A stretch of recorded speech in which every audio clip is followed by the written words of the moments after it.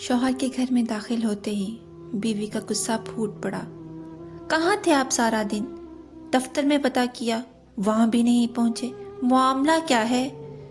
وہ دراصل میں شوہر کی اکلاہٹ پر بیوی پھر برسی۔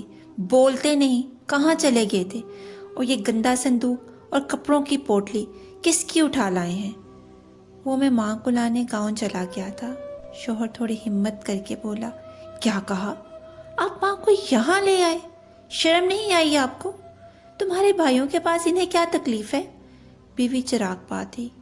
اس نے پاس کھڑی پھٹے پرانے کپڑوں میں ملبوس بیمار اور شکستہ بوڑھی ماں کی طرف دیکھا تک نہیں۔ انہیں میرے بھائیوں کے پاس نہیں چھوڑا جا سکتا، تم سمجھ کیوں نہیں رہی؟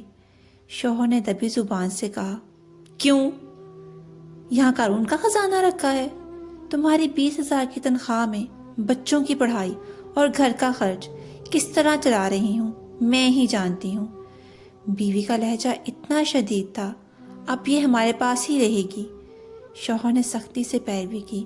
میں کہتی ہوں انہیں اسی وقت واپس چھوڑ کر آؤ، ورنہ میں اس گھر میں ایک لمحہ بھی نہیں رہوں گی۔